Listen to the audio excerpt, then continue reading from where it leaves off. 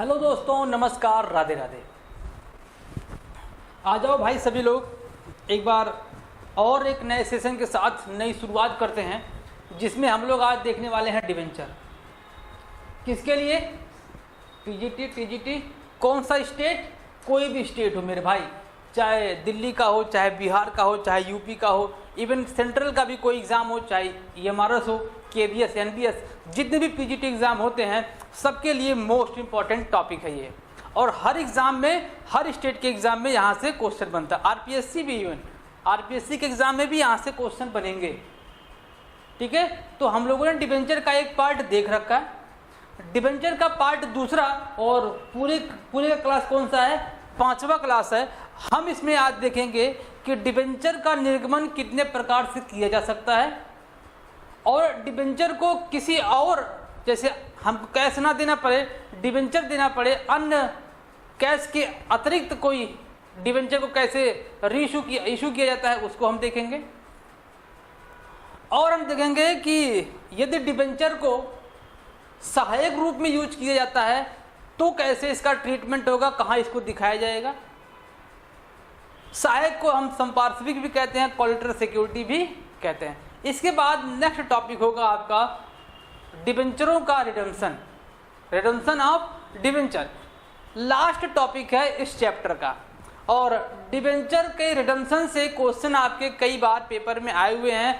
कहाँ से क्वेश्चन आए हुए हैं हम उस पर पूरा बखूबी पूरा इंक्वायरी करके आए हुए हैं। कहाँ से क्वेश्चन बनेगा, कैसे बनेगा, उस पर हम बखूबी चर्चा करने वाले हैं। और उसके बाद हम क्या करेंगे, जैसे हम लोगों ने शेयर में देखा, पूरा उसका कंसेप्ट सीखने के बाद हम लोग उसको क्वेश्चन के माध्यम से आपके सामने प्रेजेंट होंगे, जिसमें हम ये देखेंगे कि क्वेश्चन कैसे आए हुए एग्जाम में और आपका फ्यूचर में क्वेश्चन कैसे आएगा, सारा चर्चा होगा।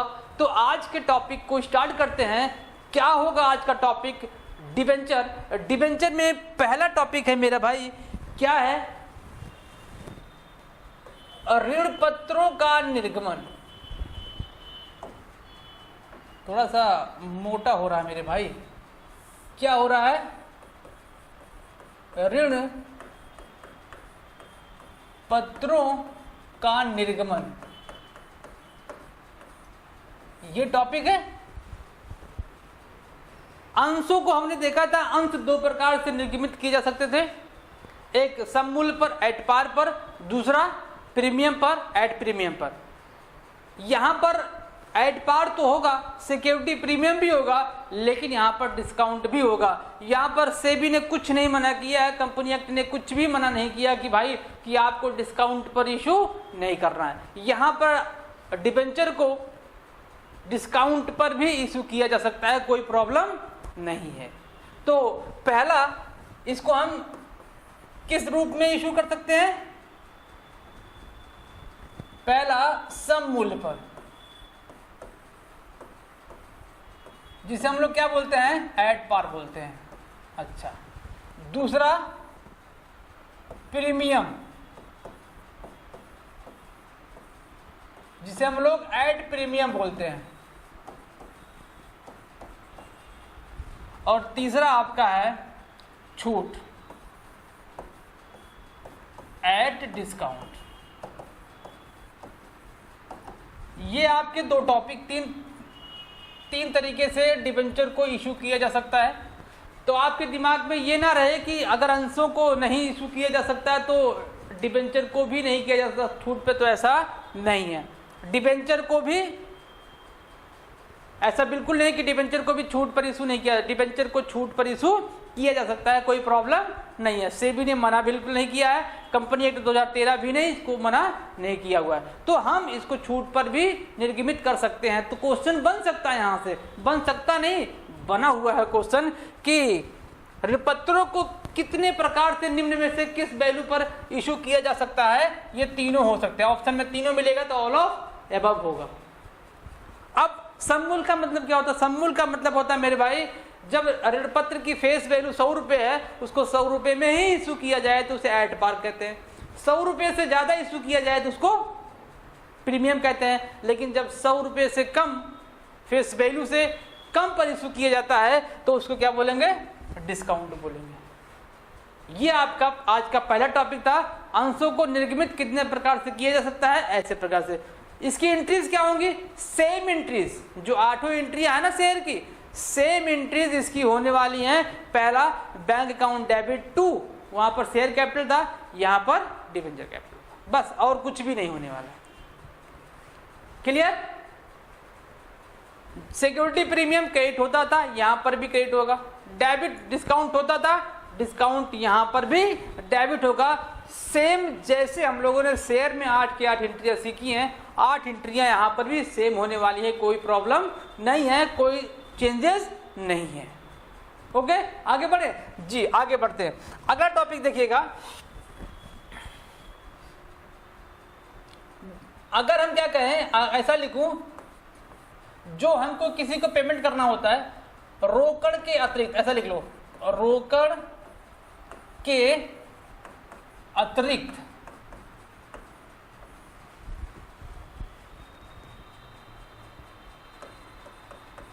प्रतिफल का भुगतान, प्रतिफल का भुगतान। किसी को अगर कोई पैसा देना है, उसके प्रतिफल का भुगतान करना, कैश नहीं देने का मन है, कैश नहीं है आपके पास, तो आप क्या कर सकते हो, डिबेंचर को दे सकते हो, ऋण पत्र को दे सकते हो, बिल्कुल दिया जा सकता है। किन किन कंडीशन। पहला टॉपिक इसमें क्या होगा, पहला टॉपिक होगा मेरे भाई,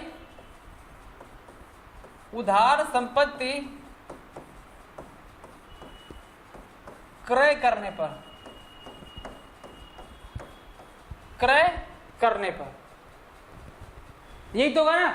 हाँ, आ जाओ। जब आप कोई संपत्ति उधार क्रय करोगे तो एंट्री क्या करोगे, आप बताओ मेरे को। एंट्री आप क्या करेंगे, एंट्री यही तो करेंगे, assets account debit to vendor account, यही तो एंट्री होगी ना। हाँ सर, बिल्कुल यही एंट्री होगी। अब वेंडर को आपको पैसा देना है और आप पैसा नहीं देना चाह रहे हैं, आप क्या देना चाह रहे हैं, आप डिबेंचर देना चाह रहे हैं। तो अगर आप वेंडर को पैसा देते तो vendor account debit to cash होता, लेकिन नहीं, आप पैसा देने के मूड में नहीं है, तो एंट्री कर दो vendor account debit to debenture account.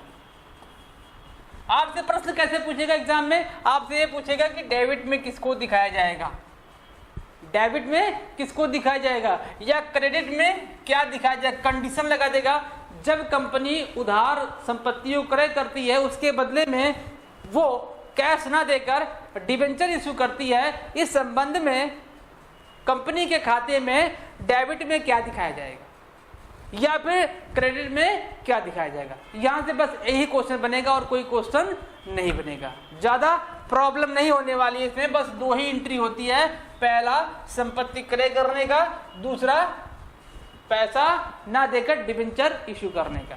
तो vendor account debit to debenture account आप ध्यान रखिएगा। अच्छा, पहला पॉइंट हो गया। दूसरा देख लो भाई, दूसरा पॉइंट क्या होता है। अच्छा, दूसरा देखो क्या है। दूसरा ये है कि प्रवर्तकों को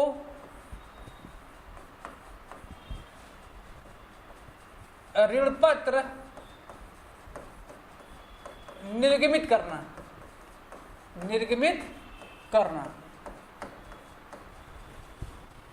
प्रवर्तकों को ऋण पत्र निर्गमित करना। यहां से कई बार क्वेश्चन निकल के आया हुआ है कि यदि कंपनी अपने प्रवर्तकों को ऋण पत्र निर्गमित करती है तो उस कंडीशन में डेबिट में क्या होता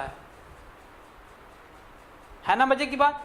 जैसे वहां पर था vendor account debit to debenture, हम यहां पर भी कर देंगे प्रवर्तक account debit to debenture account, लेकिन यहां पर क्या हो जाएगा, क्वेश्चन गलत। इसीलिए तो क्वेश्चन पूछा जाता है भाई यहां से, ऐसे नहीं यहां से क्वेश्चन पूछ रहा है। यहां पर प्रवर्तक ना हो कि वहां पर वेंडर था, लेकिन यहां पर वेंडर नहीं होगा। आप ये बताओ, किसी भी वेंडर को कंपनी ऋण पत्र निर्गमित क्यों करेगी? क्या कंपनी ने प्रवर्तक से कोई संपत्ति खरीदा हुआ उसके बदले पैसा दे रही है? ऐसा बिल्कुल नहीं है। क्या कंपनी और प्रवर्तक के बीच में कोई डील हुआ हो? उसका प्रतिफल उसका भुगतान करना है? नहीं, बिल्कुल नहीं। कंपनी के अंदर प्रवर्तक ने अच्छा परफॉर्मेंस किया हुआ है, उसके बदले में कंपनी क्या करती है? डिवेंचर इशू करती है। और अच्छा परफॉर्मेंस क्या कहलाता है? गुडविल कहलाता है। गुडविल कहलाता है ना, तो गुडविल कहलाता है। इस कंडीशन में यहां पर क्या हो जाएगा? गुडविल हो जाएगा मेरे भाई। गुडविल अकाउंट डेबिट टू क्या? Debenture account.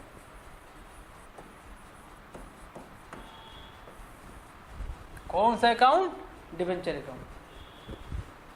ठीक है। अब इसमें तीसरा क्या बन सकता है? अभिगोपकों को, किसको?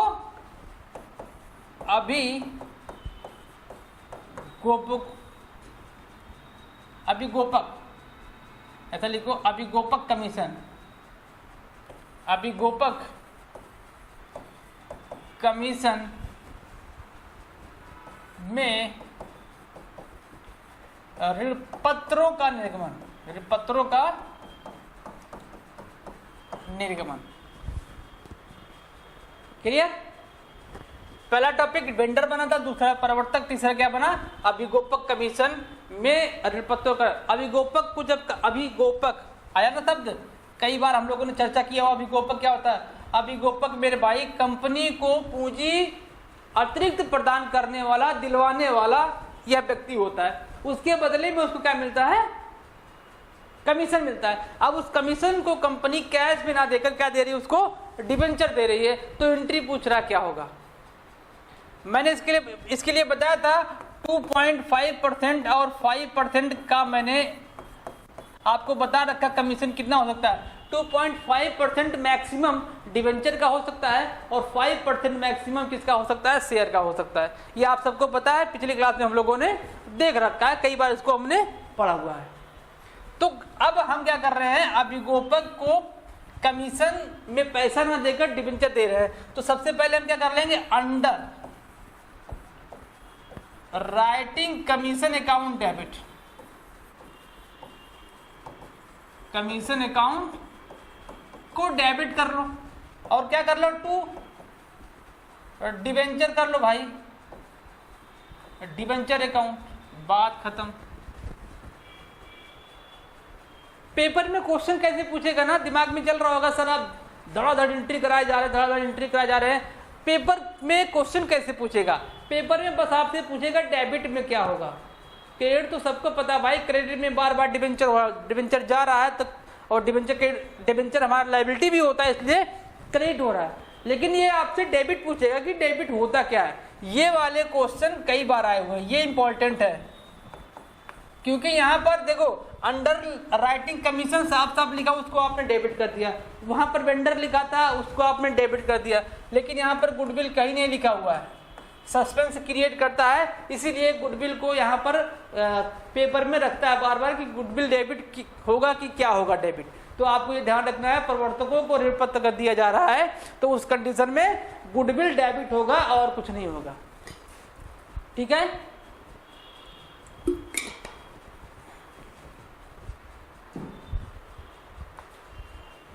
तीन टॉपिक हो गया।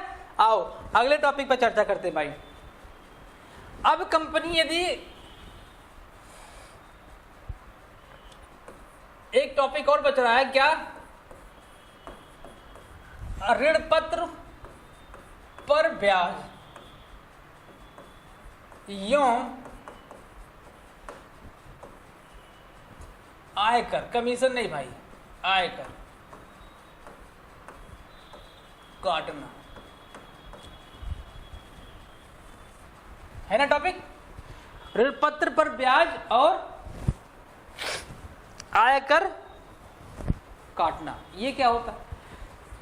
जब आप डिवेंचर देखते होंगे तो डिवेंचर के पहले जहां ऋण पत्र लिखा होता है उसके पहले कुछ परसेंटेज लिखा होता है, 5%, 10%, 2%, जितना भी कंपनी के साथ डील हुआ होता है।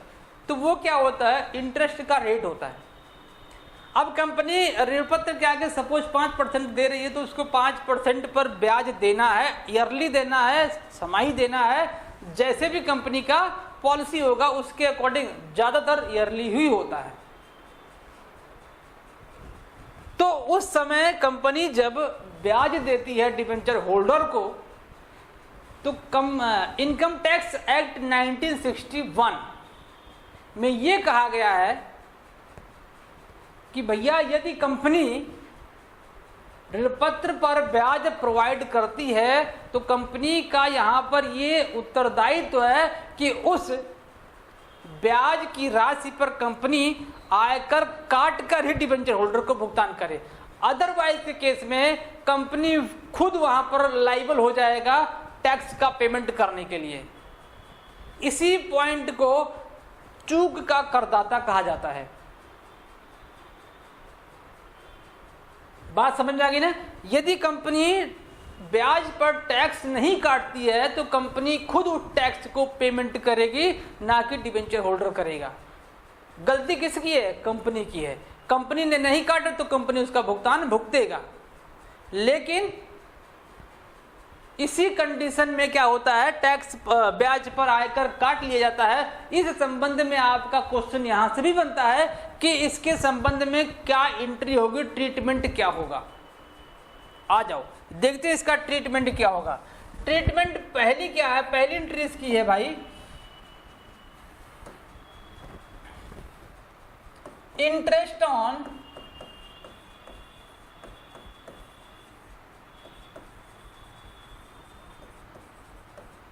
Debenture account debit. तो क्या किसको मिलेगा? डिबेंचर होल्डर को, डिबेंचर होल्डर्स अकाउंट। ये हो गया। अब भैया ये प्रोविजन बनाया गया है कि यहीं पर आप काट लीजिए, उसमें एक पैसे का भी दिक्कत ना लीजिए, आप उसको काटिए। क्या काटना है? इनकम टैक्स काट लो, इनकम टैक्स अकाउंट। ये एंट्री बन गया। बात समझ आ गई ना? तो ये आपकी ये एंट्री बन गई। अब इस कंडीशन में आपसे पूछेगा कि इनकम टैक्स को क्या करेंगे, डेबिट या क्रेडिट? तो क्या होगा मेरे भाई? क्रेडिट होगा। इंटरेस्ट को क्या करेंगे? डेबिट करेंगे। सपोज मैं मानता हूं कि मैं आपसे क्वेश्चन बना दूं। सपोज मैं मानता हूं कि इंटरेस्ट टोटल कितना बन रहा है? 1000 रुपये बन रहा है। इंटरेस्ट का अमाउंट कितना है? 1000 रुपये बन रहा है। अब आपसे कह रहा है कि 10% इनकम टैक्स ऑन इंटरेस्ट लगाना है, 10%। बात समझे ना? तो आपको क्या करना है, इंटरेस्ट में 1000 रुपये दिखा देना है। 1000 का 10% कितना होगा? 100 रुपये होगा। 1000 में से 100 घटा तो कितना बचेगा? 900 रुपये। डिबेंचर होल्डर को कितना भुगतान करना है? 900 रुपये। एक क्वेश्चन भी तैयार हो गया आपका। बात समझ ना? कैलकुलेशन इंटरेस्ट का आप बखूबी कर लेते हो, नो डाउट, आराम से। टैक्स का भी कैलकुलेशन आप आराम से कर लेंगे। निकालने के बाद आप यहां पर इसको दिखा देंगे और इंटरेस्ट ऑन डिबेंचर को डेबिट कर देंगे टोटल इंटरेस्ट से। क्लियर? अब देखो इसका आगे क्या होगा। अब सबसे पहले क्या करेंगे, सबसे पहले भुगतान होगा किसका? डिबेंचर होल्डर को कर दो भुगतान। अच्छा, कर दिया। Debenture holder account DR। अब यहां पर क्या जाएगा? पैसा जाएगा टू बैंक अकाउंट। कितना पेमेंट करना है? 900 कर दो, 900 कर दिया। दूसरा काम क्या करना है? दूसरा काम भैया इसी समय आप कर लीजिए, इनकम टैक्स का भी पेमेंट कर लो। इनकम टैक्स का पेमेंट करोगे तो ये क्रेडिट है, क्या हो जाएगा? डेबिट हो जाएगा। कर दो। इनकम टैक्स अकाउंट DR, यहां पर भी पैसा चला जाएगा तो क्या हो जाएगा? Bank account. कितना पेमेंट करना है? सारा ट्रीटमेंट हो गया। ये इसका काम खत्म हो गया, इसका काम खत्म हो गया। बच कौन रहा? इंटरेस्ट। ये वाला पोर्शन बचेगा। आपसे पूछेगा कि इंटरेस्ट ऑन डिबेंचर की क्लोजिंग एंट्री क्या होगी, या वर्ष के अंत में इसको ट्रांसफर कहां करेंगे, या वर्ष के अंत में इसको ट्रांसफर कहां करेंगे? ट्रांसफर किया जाता है, आपको देख लो कहां किया जाता है। मतलब ये दूसरी एंट्री हो गई, तीसरी एंट्री, चौथी एंट्री कर रहा हूं, सीधे सीधे कहां चला जाएगा, PL account DR2 interest on debenture account, interest on debenture. बात समझ आ गई? तो ये टॉपिक किसके लिए था, इंटरेस्ट पर जब ब्याज लगाया जाता है और उसी समय आयकर काट लिया जाता है। उम्मीद है कि आपको ये टॉपिक समझ में आया होगा। अगले टॉपिक पे चले, आ जाओ। क्या है अगला टॉपिक? अगला टॉपिक मेरे भाई है ऋण पत्रों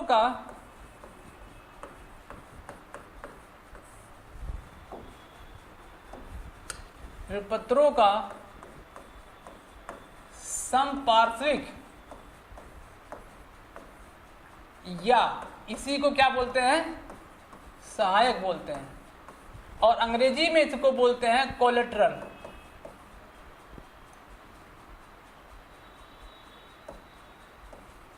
कोलेटरल सिक्योरिटी।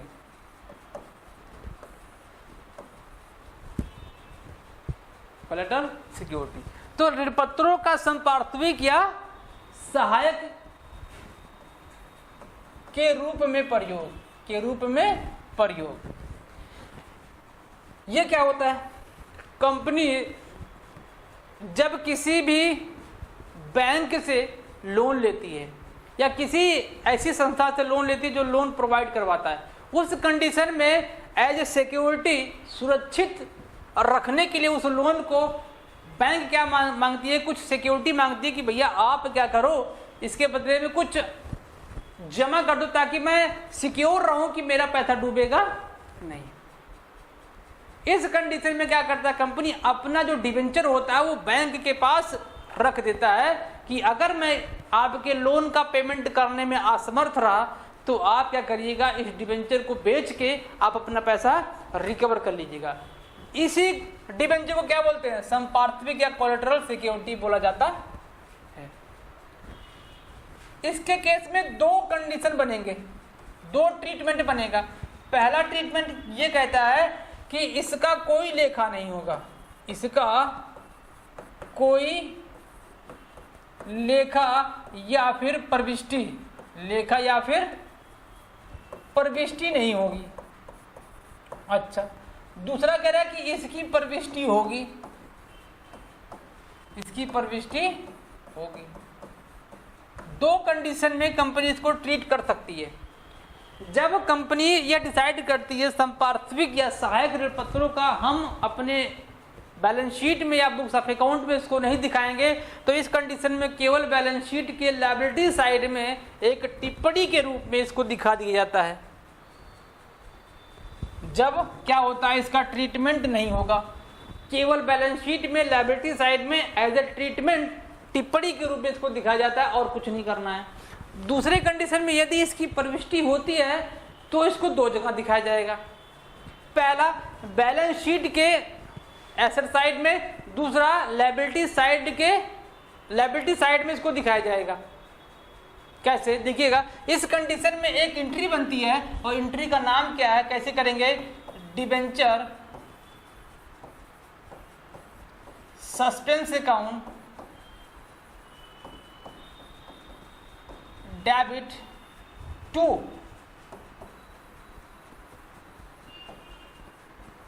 डिबेंचर अकाउंट, ये एंट्री बनेगी, ये एंट्री बनेगी। ये डिबेंचर सस्पेंस आपका होता है, डिफर्ड रेवेन्यू होता है।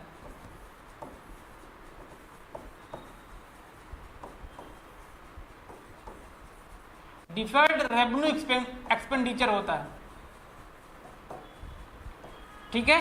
मतलब कि क्या होता है, अस्थगित आयगत व्यय होता है जिसको बैलेंस शीट के संपत्ति पक्ष में दिखाया जाता है और इसको ईयर बाय ईयर क्या किया जाता है, अपने प्रॉफिट में से इसको काटा जाता है। जितना प्रॉफिट में से निकाल के एक साल में इसको खत्म किया जाता है उसको पीएल के डेबिट में, या जितना बचा हुआ होता है उसको बैलेंस शीट के लायबिलिटी साइड में दिखाया जाता है। अब ये डिबेंचर तो आपको पता ही है क्या होता है, डिबेंचर लायबिलिटी होता है और लायबिलिटी को कहाँ दिखाया जाएगा, बैलेंस शीट के लायबिलिटी साइड में ही दिखाया जाएगा, नो डाउट।